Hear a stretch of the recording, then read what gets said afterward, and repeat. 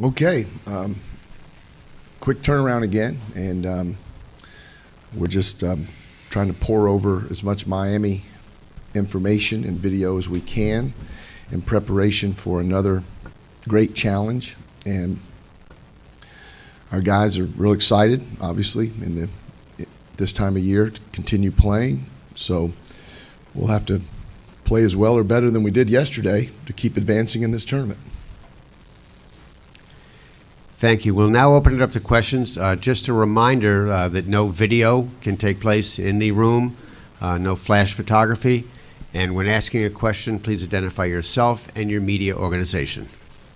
Right up front.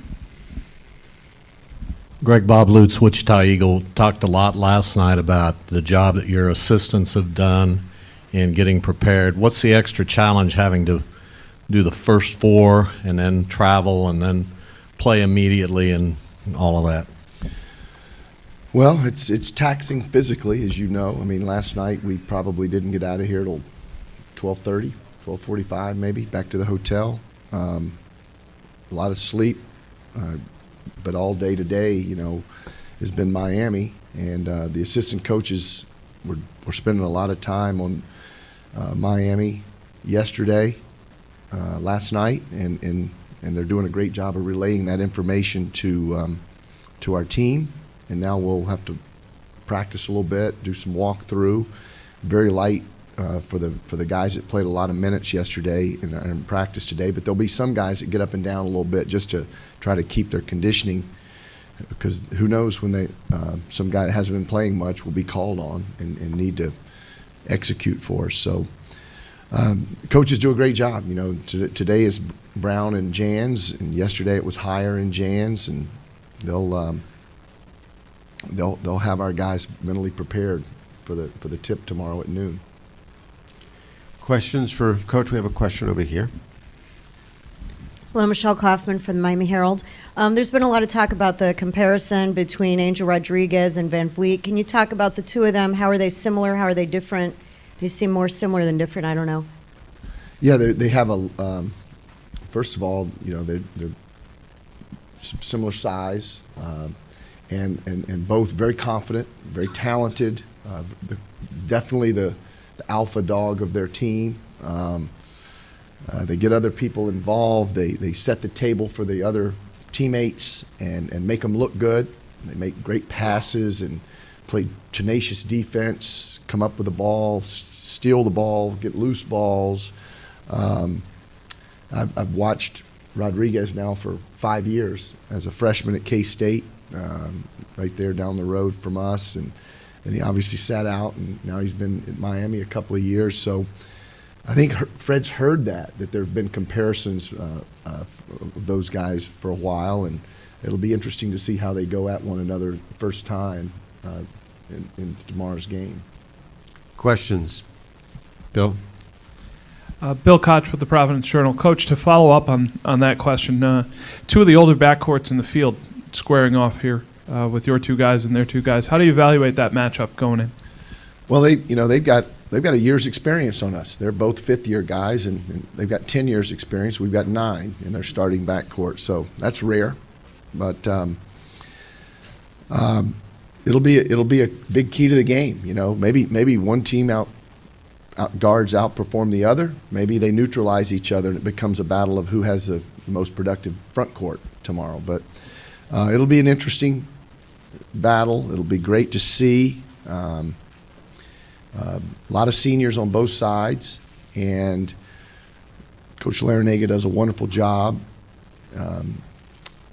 When he went to the Final Four in 2006, he had to go through Wichita State in the Sweet 16, and now, but that was a home game for him in Washington, D.C. when he was at George Mason. So this is a homecoming for him, being a former PC player. So hopefully we can return the favor. Questions for Coach? Paul? Paul Suellentrop, Wichita Eagle. How do you describe Miami's ball screen offense and the challenges of guarding that? Well, you better be good at the point of attack. You better not allow them to play downhill. They've got a number of guys that can really attack you off those ball screens. And Rodriguez likes to split them. The other guys are a little taller and just go right at you and, force you to – they get to the line. McClellan gets to the line quite a bit. So you've got to have good point of attack defense, whatever you're going to do on the ball screen, and then you better have some help as well. Do we have a question over here? Yeah, Chuck Culpepper from the Washington Post. I was thinking we have a whole country full of coaches trying to get young players to care about defense to the degree that yours clearly do. And I was wondering what it's like for you personally, even apart from winning and losing, to be on the sideline and see them play as they did, defense as they did last night.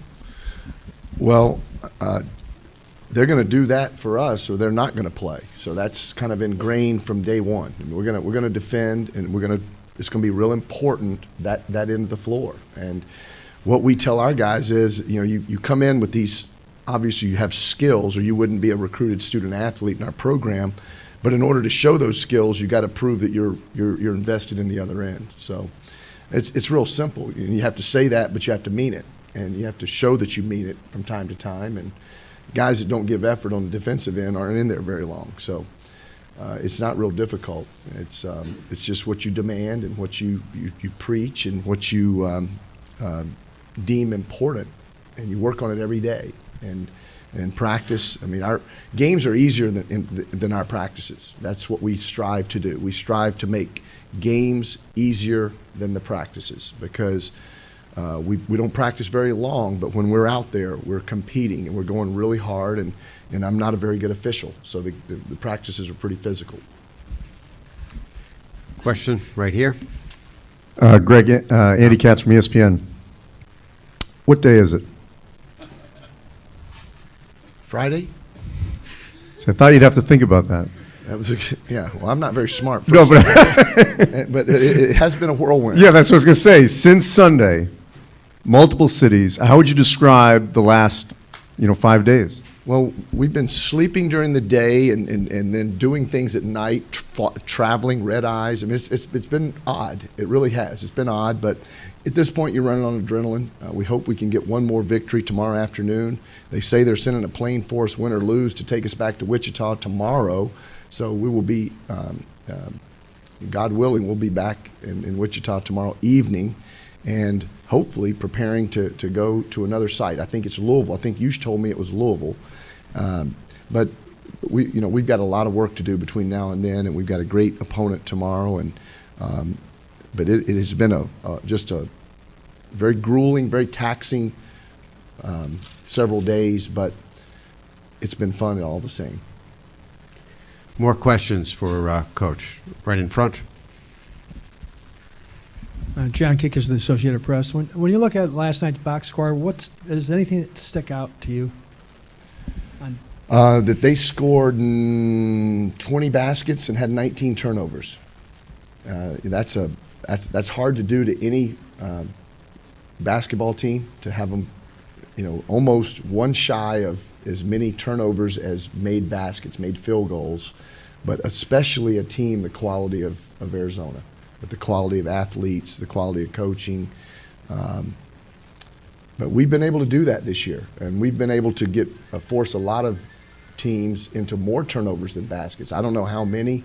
Our beat writer probably knows, or our sports information director in the back knows, but that's been a trademark of our team this year, and it's very difficult to do, but it goes back to that tenacious defense that we demand. More questions, and just a reminder that cell phones should be turned off. More questions for Coach. Paul.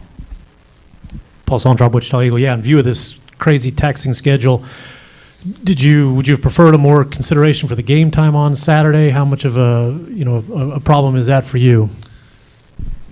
Well, we've got to play the game. Miami got a little bit more rest than we did because they played right before us, but I would obviously prefer the game to be a little later.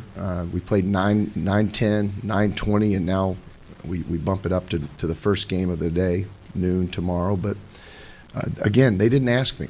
They didn't really care for my opinion. More questions for Coach. Bill. Bill Koch with the Providence Journal. Coach, you mentioned George Mason in 2006 and the way that they broke through and got to the Final Four.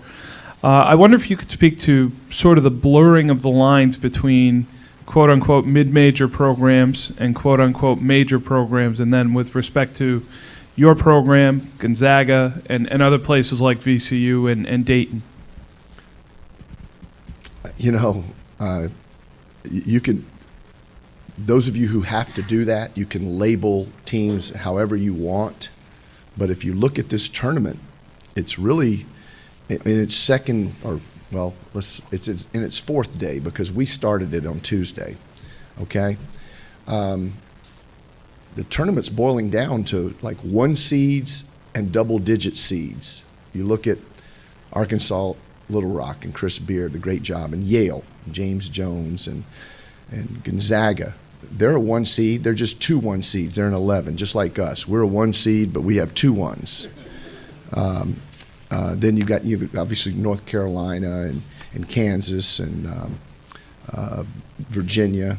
I forget who the other number 1 seed is. Oregon. I don't even know.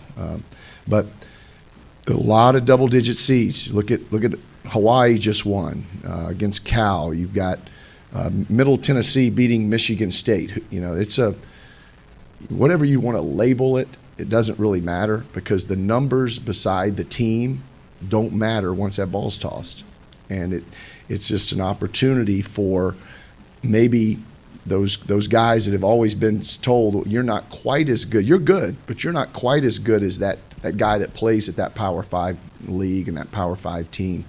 It's an opportunity for all of those young men to show that maybe they do, maybe they are as good. They just didn't get the opportunity.